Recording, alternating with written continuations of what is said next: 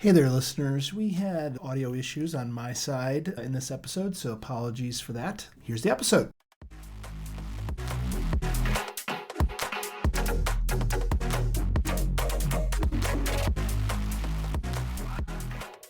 Hello, everyone. My name is Tyler Selhorn, and welcome to another episode of Speak Easy, podcast where we discuss communication, productivity systems, capturing our thoughts, and how we share those thoughts with our future selves, others. We believe that managing our brains is core to 21st century work, and we're here to learn how to do it better than we did yesterday. Thanks so much for listening.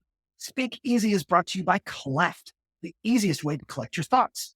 Our cross-platform applications, you can simply capture your ideas wherever you are and paste them where they belong later. Today, we are blessed to be learning out loud with Jandak. Ange is a versatile innovation architect with over 20 years of experience, driving growth and transformation across diverse industries. As a strategic consultant, Ange has delivered exceptional results for clients in healthcare, legal, retail, e-commerce, manufacturing, and nonprofit. Generalist role, Ange spearheads growth strategies, provides strategic guidance on business initiatives, and develops innovative programs to enhance member experiences. Ange's expertise spans brand development, digital strategy, marketing automation, and process improvement. Previously, as digital director at Alliance for Safety and Justice, Ange leveraged creative problem-solving analytical skills to advance nonprofit program development. Ange's track record includes increasing website traffic by 300% through their campaigns and boosting organic engagement by 600% via ambassador programs.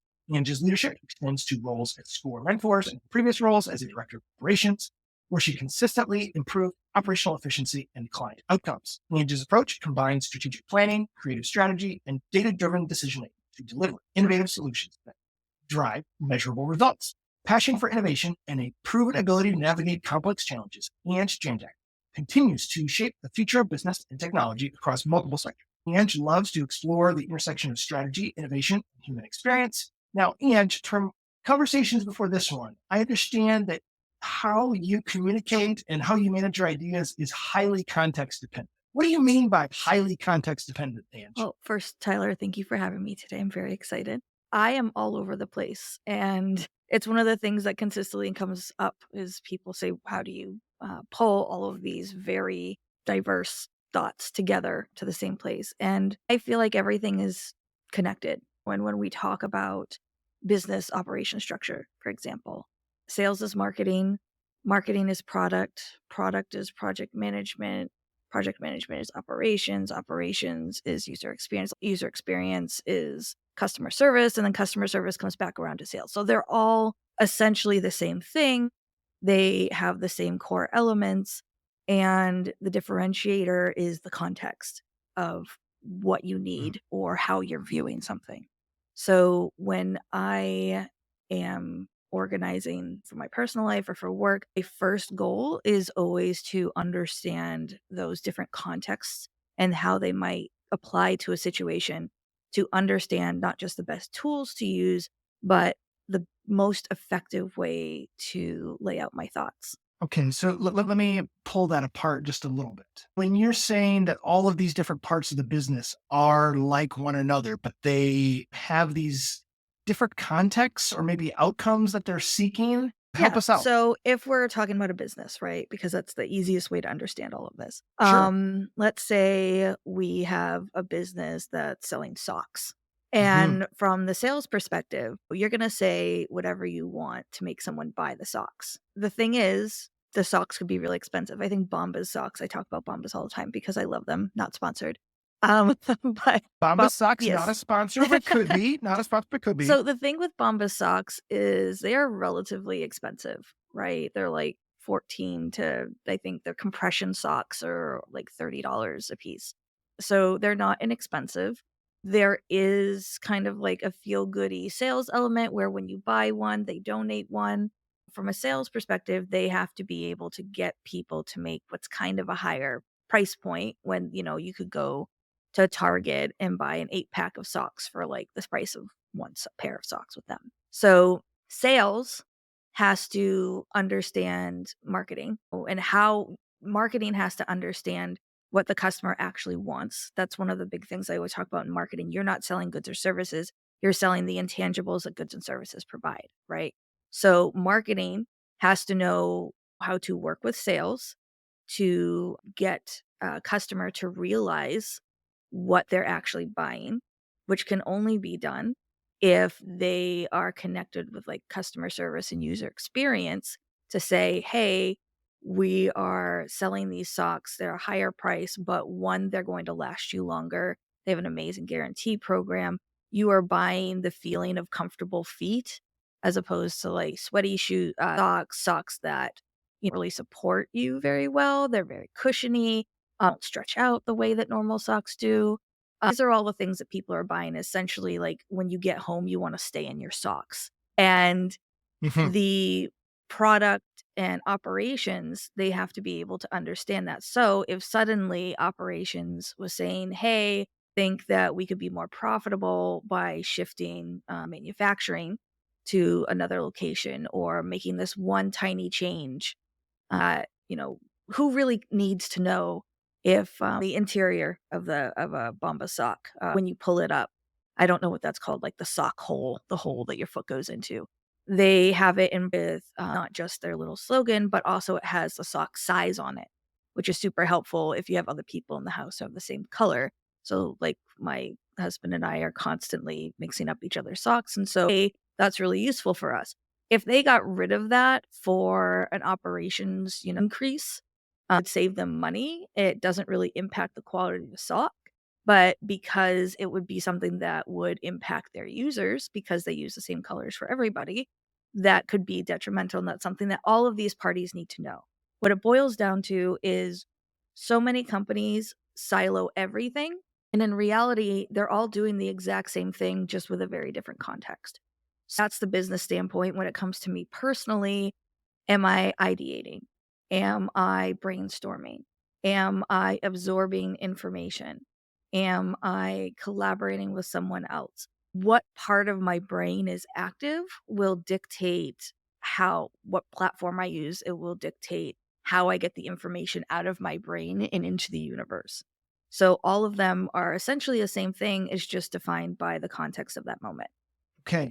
Thank you for blowing that out for us because I take it as read now that everything is Mhm. everything, right? And that really, when operations is mulling over a potential change or cost savings, there needs to be a driving energy towards efficiency, but not without understanding the trade offs that will be made when those changes Yeah, are I made, mean, right? we act like everything is a zero-sum game. If we try something and it doesn't Mm. work, we're at baseline. No, you can actively harm your brand. You can actively harm your image. We see all these companies all the time who create cost-cutting measures or things that they think will give them access into a new market and betray the users that have gotten them to where they are now. And so you need to have that understanding at every level of your business. And not just the understanding of the consumer, but also the understanding of all of the other people, your company across departments. I mean, there's jokes that, everybody hates marketing because marketing will say, kinds of ridiculous things, and then product has to make that happen. Right. Hmm. Something that I frequently do is I kind of as a neutral third party where I'm essentially translating product speak so that each party can understand what the other needs from them and understands this is a heavy lift. This is a really low level lift. Something I think is really fascinating is if you're in web development, could build the most intricate, elegant, nuanced backend that's dynamic and makes your life so easy. People will not care, but if you change a hex code and change colors across the website, everybody's so impressed because that's a visual thing that they can see, right? This is actually really easy lift, and this thing that you think is simple is really difficult, and here's all the elements, and here are the potential roadblocks, and this is what it means, down the road. These are all the impacts of other people are focusing, themselves, understandable, and this is how what your focus impacts, people across the company, and this is how what you want to do will impact those ripples, and moving forward with that in mind. So what I want to do, how is this going to impact everyone? I worked with a hospitality company that started a new project management on a new project management software. And I was really excited because I'd worked with the software before. And the problem that they had was they were bringing all of their clients in from NetSuite. So if they've signed on a new client, the very first thing that would happen is they would get added into NetSuite for billing purposes, because gotta get the money. I get that. Hmm. Problem is NetSuite would append randomly generated customer number, customer ID number in front of every single entity. The issue with that is this is a hospitality company. They deal with hospitality management. There's all kinds of management groups, Hard no. thousands of listings that all had a random number in front of it. And then each Yeah. department had multiple teams that, their own little corral of clients that they worked with, right? So the only way, and I'm trying to truncate this, but the only way that you Sure. could find a customer to search for it, and because there were so many people in there, so many groups, you could literally walk away. It's like the old days in the internet. You could walk away, have a sandwich, come back, and it still hadn't rendered your result yet. And it was obviously impacting productivity numbers.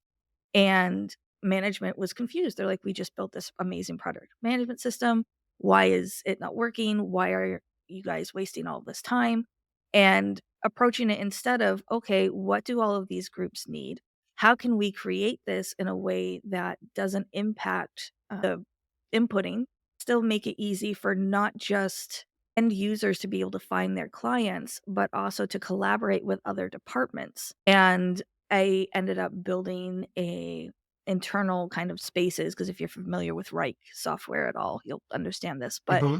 essentially linking to all of these different, you'll have to search the one time, but then once you have, the client, you can link to that personal space, and then everybody can not just access, but they can access the way that it makes sense to them. So development can access based on where something is in a pipeline. That in progress, are we doing QA, that sort of thing. Service management can break down by not just what group they're in, but what products they currently have, because upselling was a part of the process. And so understanding what people need and then how to present it to them in a way that is flexible, that's contextual, that helps everyone in the way that they naturally work is a much more elegant solution, helps everyone in the long run. I'm hearing some of what you're describing there in your custom build out about this idea that I've heard you speak of before. You've used the phrase radical understanding before. I feel like that just rhymes with this idea that we're going to have the correct things blended together, that the each user's needs are centered and presented back to them in a helpful way. Can you expand on that idea where we're building this radical Sure. understanding? So radical understanding, I think people are familiar with the idea of radical candor, right? Where, Hmm. it's, yep, John you're Kim gonna you're Scott. gonna say the thing that needs to be said, even if it's not the way that people are used to hearing it, right? That's basically the condensed Right. version of it. And so I think that that's how we have to approach understanding. Something that I say very frequently is, from the moment we are born, we assume that everyone is exactly like us until we're given evidence to the contrary, right? So Mhm. babies, when they're 6 months old, they start to freak out and they get really, really clingy. And the reason is up until that point, they literally think that they and their mom are the same person. This is ingrained in us from as early as you can possibly get. And just all of these things that we take for granted. Of course, people have happy homes. If you come from a happy home, you're going to assume that someone came from a happy home. You see all of these huge rifts that we have in society that honestly are built on the concept of, obviously you can do this. I can do this. So obviously that's your experience and we have the same experience. And what would it look like, instead of saying, "Okay, yeah, I get you, let's move on." The pursuit was about actually understanding all of the underlying reasonings and causalities that bring someone to a situation. So when we talk about, for instance, that, knowing what these departments need, knowing how they work with the client, knowing how that feeds into the greater structural system, because you have to understand what these people are being judged on their output, right? If development understand where something is in a project, numbers are going to get behind. If they can't collaborate on something effectively, the metrics that they get judged in are going to fall behind. If customer service representatives are getting low scores from their clients because they don't know what they have, because they can't pull up their file, because they know what's working and what's not working, these are going to lead to low personal scores for them, the things that they're judged on. That's from a business context, but then let's look at it in a personal context. And I'll do that by telling another business story. Worked with a company agency, and we had a client come in who was in the elder care space. And essentially, what their product was is if an elderly person was not going to be in their home anymore, either they were moving to assisted living or they were downsizing or someone had passed away, they would offer a service where they would take care of everything. They would clean the house out, they would do the estate sale, they would put it up for listing, tours, everything. And the majority of their clients, people who paid for the service, were from out of state.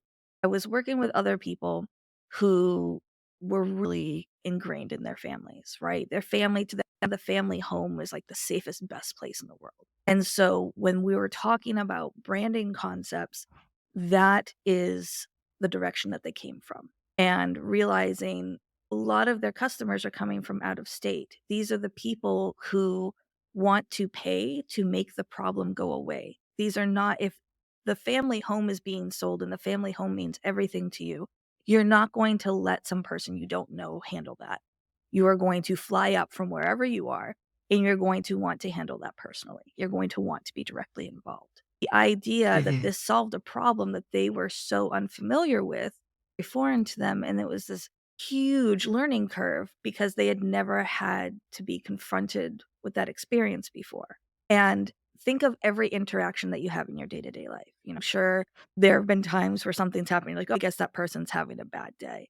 But realizing what all these tiny little aspects of what make us human, what make our experiences what they are. If you understand not just what they are on a base level, but like on a deep, resonant understanding of what all the little micro impacts of that experience are, going to fundamentally change the way that you look at everything. So that's what radical understanding is to me, is understanding not just where people are coming from in a moment, but everything that led up to that and how to address that before it needs to be addressed. How to see people who being heard, who aren't being considered in a situation. We can talk about spaces where people have been kind of knocked on the hand for speaking up. And if they're in a situation where they're uncomfortable, they are not going to want to speak up because in their heads, they are going to be penalized for that. Saying here, you can do anything you want, aren't going to necessarily take you up on that if they've been put in a position where when they've tried in the past, they've been punished for it. However, people who haven't had that, who've always had the ability to pursue things that they want and have a safety net, they are going to obviously take advantage of it. And so then we get this overrepresentation of people who already have that confidence, who get to be louder and heard more because they haven't had those barriers. So, self-repeating process. We tell people, look, here's the situation. Why are you not taking advantage of it? But we never address the issue that's holding them back in the first place. I do think that that is a radical perspective to stop holding on to our own experiences so tightly and allow others to teach us about their own internal worlds. I know for myself, in a previous career, I was a secondary teacher, and I am very grateful for all of the students that I've had who are willing to trade roles and teach me about that and teach me about their experiences very often, most often, almost always were different than my own, right?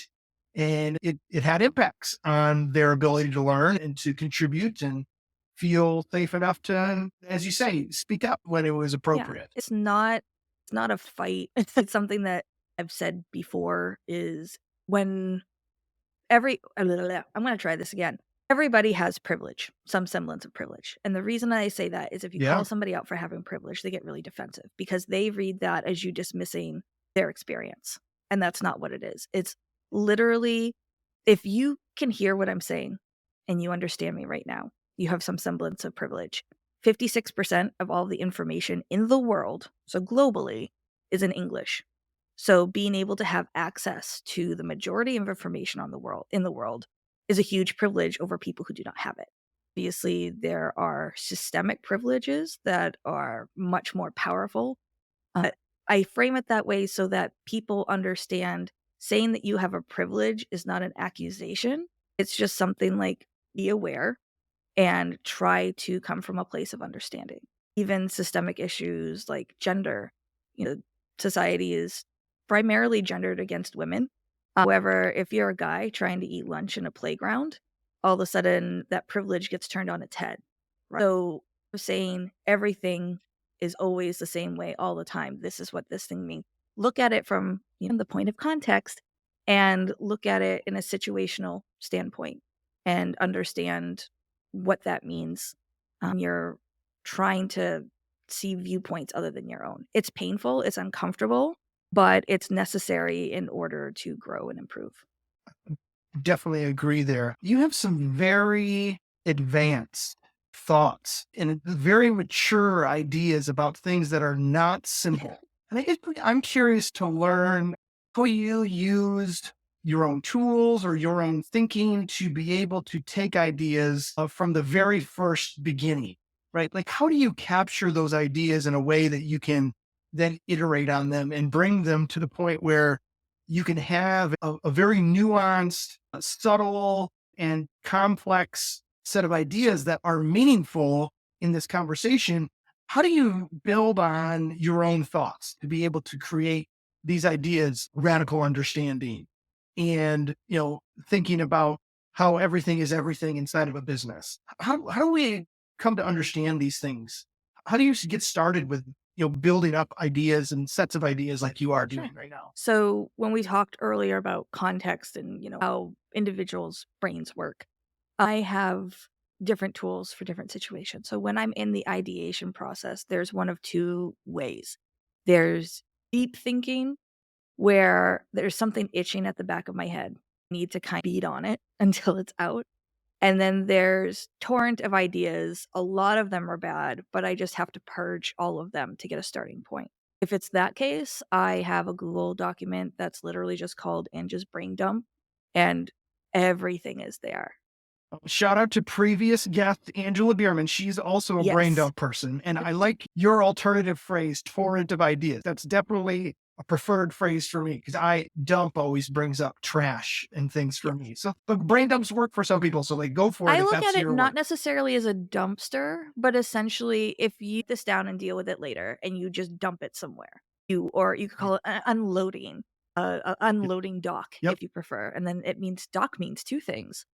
Angela taught me that brain dump is okay. So, thank you. Have your own way of expressing it. That's But the same. if the thing with that is I frequently feel that my brain is just way too fast for any method of getting things out there.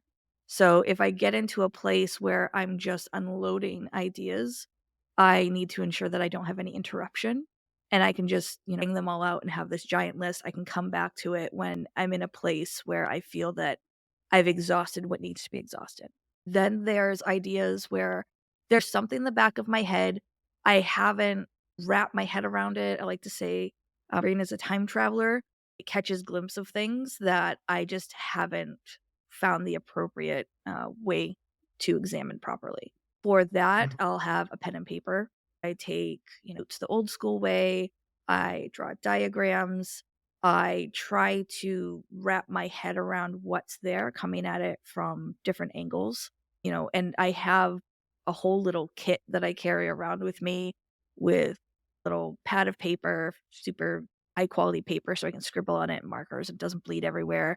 And then I have a little case with different colored pens and markers and rulers and stickers and all this stuff to help me kind of make sense of something that doesn't exist yet. The other things they exist, I don't know if they're good or bad, but they're there, they're solid.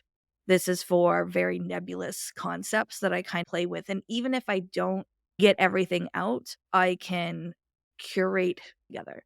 So that's always the first step. And then the second step is depending on what it is. If I revisit something from my big long list of ideas, does it tell me what it wants to be? It's very much the, being away the rest of the stone to release the sculpture type of thing. Sometimes it does. Sometimes it's really easy. And I can, to think in outlines, fleshing everything else out later. So having infinitely nestable things always makes me very happy. We'll go through a doc. I will, usually I try to not sit in something for too long. I try to mix it up. So Mhm. I'll have one of my favorite products that I use is Toby. Again, not sponsored, but you can go to gettoby.com for your own account. And it's this wonderful tabs browser bookmarking tool where it not only allows you to sort tabs, but it also allows you to keep notes. I keep all of my AI prompts in Toby Notes. I will I have multiple different collections that are essentially brain scrubbing. And it could be something like, hey, here's archive botany illustrations. Or it could be something like, this is the science of how you get good versus bad maple syrup. Like things like that that are just so far out of left field that kind of keep me from running in those ruts. And that's like my big fear is I hate repeating the same thing and not being able to get any form of momentum. It's something that when I'm talking to someone and I know that this has happened with you, where I've said, "Oh, did I say this already? I'm so sorry." Even if I haven't said it, but that's my nightmare is to make someone listen to something that I've said over and over and over again. So Okay, full disclosure for the listener, Ange and I are friends away from this conversation, so that's why she's brought that up a couple of times. Yes. Well, no. It's the reason why we're friends and the reason why we're talking is because of, these mature ideas that you're presenting to us. thank you. Yeah, it's once I have a grasp on something, and if it knows what it wants to be, it's very, very simple to outline. From that outline, build a Notion documentation. I'll use AI, either ChatGPT or Claude, or I recently started using Poppy AI, which is phenomenal. Again, not sponsored. But what I love about Poppy is it's very visual. You can bring all kinds of stuff over into it and make connections. You can do audio recordings. I find that some of the stuff that I say in conversations with other people resonates more, but the problem is I forget it almost immediately. So I've recently started recording all of my conversations with other people with permission, obviously, so that I Mhm. can come back through and trace that follow through line. Once the ideas are out there, if they have any sort of semblance of cohesion or they deserve essentially to be on their own, I will create a Notion doc. I might create their own folder in Google Drive, depending on what needs to happen. And then sometimes I'll just start curating things that I feel are tangential, almost mood boards. And if I have a mood board, if I feel like something is right, if something fits, then I have a circle of people that I just ask for their input. You put out an MVP and you get input back on that. Does this resonate? Am I the only one who feels this way? That does happen on occasion, but I find that a lot of it is just very, very quiet things that the universe, that other people say that if you learn to read, can tell you everything that you wanna know. Well, thank you for giving us permission to record with you today, Ange. I guess maybe I'm curious. You've mentioned a few different tools and even some artificial intelligence, AI, LLM based tools. I guess maybe I want to invite you to conclude with us. You talked about one of the ways that you store your prompts. You talked about some other new tools you're giving an attempt. I guess I'm curious, like, how do you use AI in your ideal workflow? AI is my thought partner. I say that because everybody sees what they wanna see, and so my goal with AI is always, I want you to show me the stuff that I'm missing. I want you to pull up the things that I'm not noticing. If I have a bunch of discordant thoughts and you can make sense of them, even if you're wrong, it's going to give me a starting point. It's going to give me a jumping off point. So I that's how I use AI. I recently did an AI session, someone where they gave me all of their work, their resume, projects that they've worked on, testimonials that people have told them, said about them, put them together, and through very curated, high quality prompts, we're able to use it to explore not just the skill sets that they have, but the ones that are kind of invisible that they don't notice, and then how those can translate into other careers that they'd never thought of. Because again, we only know the stuff that's in our sphere of influence, right? We don't know anything that's happening outside of it. So using AI to get outside of that bubble and that sphere of influence, and then saying, okay, then what would my next steps be? So AI is a thought partner, AI as mapping out things that I don't necessarily want to dedicate the time to investigate myself. And AI will tell me if it's worth investigating or not. I don't take anything at face value. Think of it as you have this person who makes sense of things that don't make sense to you, but then you trust and verify. And so that's kind of how I use AI. Well, Ange, I can't think of a better place to end than to invite you and the listener to treat Cleft as their AI thought partner, right? Which Cleft is a sponsor of the podcast. Thank you so much for learning out loud with us, Ange. We appreciate you. Thank you so much for having me. This has been great.